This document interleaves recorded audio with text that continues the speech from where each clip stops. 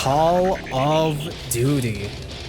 I don't even need to explain what this game is about. Everybody already knows what it is and why it's so appealing. What was once a first-person shooter with fictional characters set in a war setting, either past, present, or future, is now kind of the same thing, but now there's a bunch of sliding and diving and 360 trick shots that war veterans could never think of. Call of Duty has gone through a ton of changes, and it's definitely not what it used to be. For example, the most recent Call of Duties from the last 6 games are all accessible through a central hub where you can not only play the campaigns from Modern Warfare Remastered to Black Ops 6, but also the multiplayers, zombies mode, and a free-to-play battle royale game. Not to mention each of them having their own battle pass system. Jesus Christ, what has this series become? Even the campaigns are full of these action-packed moments and cinematic-looking characters that look good enough to eat, with a story that I will never fully understand. Like, 1 second I'm being all sneaky and taking out assassination targets, and the next I'm taking a picture of Bill Clinton and chucking remote-controlled explosive batarangs and picking up bodies through cameras.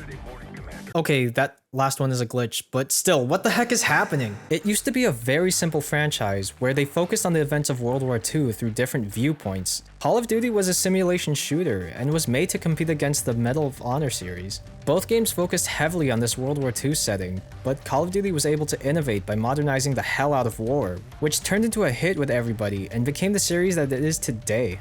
But before it was a hit, Call of Duty still had a handful of sequels and ports that would be playable on several consoles. One of those consoles being the PSP, and it made sense to put the game on a portable console. The PSP was still relatively new, and Medal of Honor also had a PSP-Exclusive, so you might as well go against your competition here as well. And on March 13, 2007, Call of Duty Roads to Victory for the PSP was born. Along with being published by Activision, I mean, what did you expect? These two are pretty much inseparable. Roads to Victory was also developed by Amaze Entertainment, who were responsible for handheld versions of The Sims 2, Lego Star Wars 2, and a bunch of movie-licensed video games. The game was supposed to serve as a spin-off to Call of Duty 3 and focused on 3 different campaigns: United States, Canada, and Great Britain, just like the older games. And the intro cinematic reflected all of that, with a bunch of action sequences you can find in the game. But you might think, how the hell is somebody supposed to play this if we don't have a dedicated stick to look around? Well, if you take a look at the options menu before we start, you could see that there are different ways to play the game. The first control scheme is what's intended for the game, and the most similar playstyle for Call of Duty games. Here, the face buttons are the same buttons you use to look around and rotate the camera to kind of simulate the right stick. Every other control scheme was super difficult to understand and felt similar to the controls of older FPS games. But I don't blame the developers for taking this route. When we start the US campaign, you get a small tutorial on how to play, and after you show off your impressive helmet shooting skills, everything just goes from 0 to 100 real quick. Come on, move, sir! Look out! By the time I was navigating through the trenches, I could tell controlling my guy wasn't gonna be an easy task. Right off the bat, the first problem was looking around. Moving around the camera was super sluggish feeling. For a fast-paced game like Call of Duty, looking around your surroundings and aiming at enemies is super important when trying to play the game. So having the aiming be controlled by 4 buttons was frustrating throughout the whole game. Even when you set the look speed to the maximum, it helped a little bit, but there was no way aiming could get any better. The only saving grace was the auto-aim system that kicks in when you're close enough to an enemy. It also lets you track an enemy when you aim down sights when they're targeted. This thing was a lifesaver, and it made a lot of confrontations bearable. Along with looking around and basic shooting, other actions like reloading, switching your weapon, throwing grenades, and crouching or going prone are all handled by using the D-pad. Is it natural feeling? Not really, but at least it's there and gets the job done. When you play through the missions, you're assisted with some teammates from your division, and they surprisingly have good voice acting. Damn if Jerry hasn't filled in the causeway quick.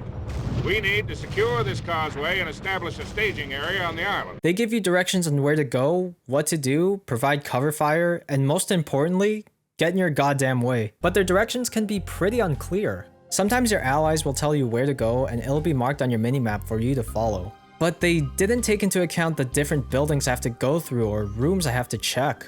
There also isn't an on-screen indicator for where to go or how far you are to your objective, making it extremely frustrating to navigate through a level. And you might think that encourages exploration or something for you to find better weapons or ammunition for an advantage.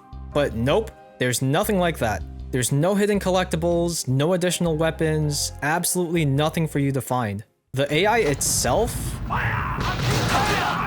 Not so smart. Yes, they are able to shoot and damage some enemies, but they're also just as vulnerable. Some of them keep getting shot right in front of me and spawning back thinking they can change the outcome.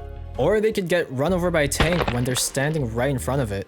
The enemy AI is also a problem. Half of the time, their bullets are like lasers, and standing in the open for too long means instant death. And the other half of the time, they would be dumb enough to blow themselves up with their own grenade.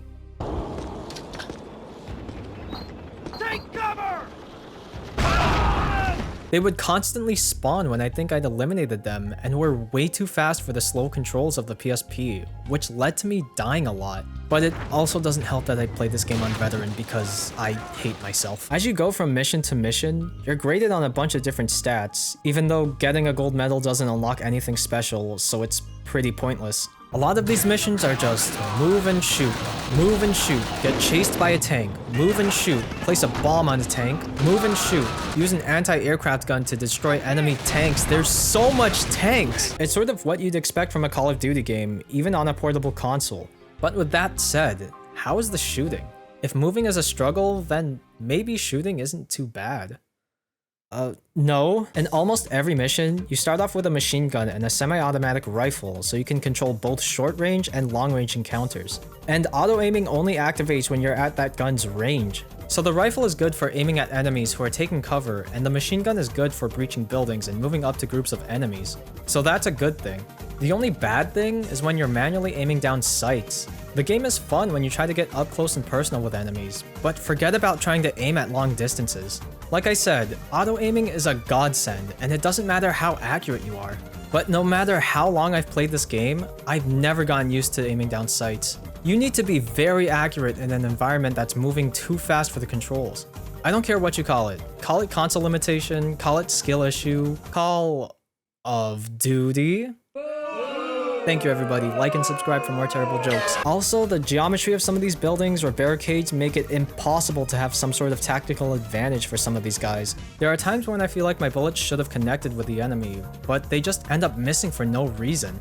Even with a sniper, my reticle is dead on, but because the plane I'm taking cover behind has some weird geometry, the bullet doesn't connect, and I instead have to watch my friend swing his rifle on their craniums. The walls in this game are absolutely terrible. Not just with shooting, but with walking. There are times where you have to go through these openings that are far enough to be door length. Going towards them is fine, but forget about strafing through them. You can easily get stuck inside structures because of strafing. Like, come on, these are stairs. How can I get stuck on stairs? Movement, aiming, and the environment around you should be a priority in any first-person shooter. And this game barely has any of these. Moving around doesn't feel great, aiming is super awkward and unnatural, and the geometry of buildings lie to you a lot. Basically, the game feels terrible from start to end, and there's nothing you can do about it. Every mission feels like you're doing the same thing. Shoot enemies, defend your allies while they do something, and blow up tanks or destroy big machinery. Which, I mean, I can't really complain if they are actually based on real-life operations. But the game ends up being stale in that regard. The missions aren't very memorable, and midway through them, I just wanted them to end. There is, however, one mission in the game that stands out over the other ones, and that's the Lucky 13 mission. Instead of being boots on the ground, you're up top a B-24 airplane using its guns to take out German aircraft. The navigator of the ship helps you track them down using the clock code positioning system, which is also labeled on your minimap if you're having trouble. As the mission progresses, the tail gunner gets shot, and it's up to you to take their position and take out airplanes from a different location. And because of that, the coordinates become reversed, so you have to think twice about where the enemies are coming from. Then eventually you have to man the belly turret in the middle of the plane, and enemies can come at you from every direction, and it gets a lot harder to track them down. Things get so intense that the captain of the ship and the friendly airplane beside you get shot down. So it's up to you and another lieutenant to complete the bombing run. I like this mission a lot, because you're in your own station shooting a bunch of planes, and things all of a sudden go terribly wrong. And there's nobody there to help you. Just you and your crew. Nobody's gonna endlessly spawn to save you. These are the people you've got, and you've gotta make the most out of it. I think that's what makes this mission so meaningful. This airborne level, though kinda scripted and limited in gameplay, shows how much you have to adapt in a war setting when things go haywire. I don't get that feeling in the other missions. Things just go too according to plan, and losing a friend in battle didn't feel as gut-wrenching when they would just come back to life. Or when they would plan everything and get shot immediately. Oh, hell! That didn't do piss all! Oh. That time it was kind of funny, I'll admit. It sucks how this is the only mission that does this, and it's pretty early in the campaign too. After that, it's more clunky, boots on the ground gameplay. So to sum it up, if I were to describe this game in one word, it would be slow. Everything in the game was super slow. Moving around and rotating the camera was the worst part of the game, and that was pretty much all you did. Not to mention the amount of issues you would come across. I mean, this was the last mission of the game, and I somehow got the Major stuck in a corner. It's literally the last objective, and I somehow softlocked the game. You don't have to be on the other side of the detonator, dude. Just let me blow stuff up. If you complete the game on hardened or veteran difficulty, you unlock survival mode, which is basically the regular game, but you couldn't regenerate health, which is something I would not recommend after playing the game once. You could also unlock cheats for completing the game in a certain difficulty, and that's fine and all. I could probably use them for survival mode. But why don't they stack? I have to play the game again to get these unlockables? Let me think. No thanks, I'm good. But the game still works well as a first-person shooter. It still plays like a Call of Duty game, but if you really try to ignore all of its drawbacks with the controls, then it's not that bad. It's fun just to blast through the campaign, but nothing else. The gameplay issues really bring this game down, and it's a damn shame. Did this PSP game have to be made? Not at all. It was only made to once again compete with Medal of Honor. The games played similarly to each other, but with an added skirmish mode that offered a bit more solo replayability than a survival mode. But both games suffered the same downfalls, in the way that everything controlled slowly in a fast-paced environment. It was frustrating to play from start to end, and it never got better. The only time it did get better was with this one airplane section that was early in the campaign. That's when everything matched the slow-paced controls. If there were more missions like this, or maybe if the whole game was just this mission with different varieties, then it might have been a better game. But there's a reason why this was the only Call of Duty game on the PSP. Later portable versions of the game would instead be on the Nintendo DS because of its touchscreen. With the touchscreen, you could have more precise aiming and shooting like you were controlling a mouse on a PC. This alone would make these games 10 times better, which still isn't a lot to begin with. But Activision was quick to pull the plug on the PSP and were able to rebrand and reinvigorate excitement of the franchise to new heights. The PSP was just not meant for a first-person shooter, all because of how bad the controls were. But there's no harm in trying it anyways. Even though this game was made, it didn't damage the series' reputation in the slightest. Call of Duty would then become a recognizable name in gaming, sell billions of copies, have a community of diehard fans that have lightning-fast reaction times, and would never ever make the same mistake twice. Right? How did they make it worse?